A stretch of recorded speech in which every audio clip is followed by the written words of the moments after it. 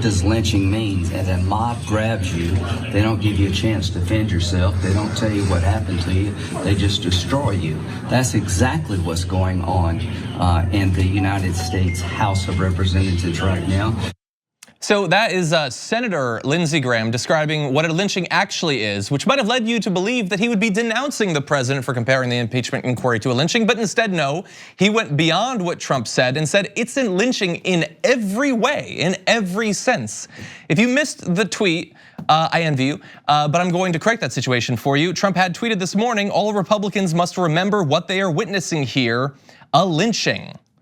Again, the constitutional power of impeachment and inquiry going on right now, 100% legal. It is, in fact, a lynching. And joining us now to comment, Emma Vigeland of Rebel HQ. Emma, how's it going? It's going great. Those comments were absolutely infuriating this morning, and the defenses by Jim Jordan and Lindsey Graham were even more infuriating if possible. Well, hold on. I didn't see the Jim Jordan defense. Can you tell us about that? Basically the same thing. There's not much to add. He just tried to defend the president, and he just talked about how the president was frustrated, as if that justifies comparing what happened largely to Black Americans at the latter part of the 19th century through the civil rights movement through the 20th century, where over 3,000 Black Americans, mostly they were about 75% of the lynchings that happened, and often the white lynchings that happened were if they helped Black Americans. So it was always racially charged.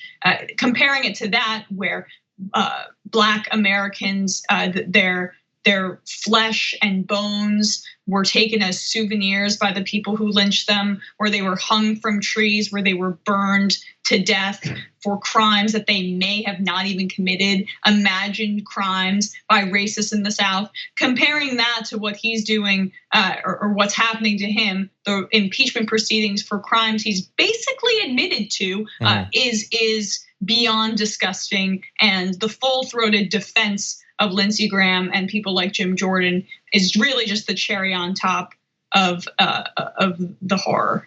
And so we did a live video about this earlier, and Edwin reminded me that the last official lynching was in the early 80s, although since then there have been a number of hate crimes that are indistinguishable in any meaningful moral sense from lynchings, including the late 80s and even earlier, even more recent than that. And I saw a story, the New York Times did a story yesterday on how they have once again replaced the sign memorializing Emmett Till, except that this one is bulletproof, and it needs to be because racists keep shooting holes into it. Because while there might be fewer people who are willing to actually do a lynching in this country, there are still a lot of people that look back on that time and think, man, those really were the days when we could just do this out in the open, in front of everyone. Law enforcement wouldn't do anything, the judges wouldn't do anything. It didn't matter, we could just do what we want.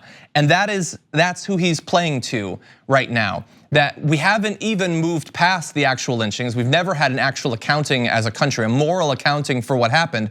And already conservatives are taking it as like it's their defense now. They're the ones being lynched when their crimes are being investigated. So very frustrating, as you said earlier. Well, it's the reclaiming of the actual horrors. I keep using that word, but that's what they were. And the trekking through mud, figuratively, of the civil rights movement for their own political ends. I mean, it's done all the time. Ronald Reagan started it by starting Martin Luther King Jr. Day, basically to appease people who were calling him a racist, and then claiming that he was, one of their own or part of the conservative movement. Other conservatives have done that recently, and everything that Martin Luther King Jr. was opposed to the conservative movement. He was a Bernie Sanders type civil rights leader, and we all should remember that. But conservatives continue to claim the civil rights movement as their own, and it's despicable. And this is Trump doing similar things in that vein.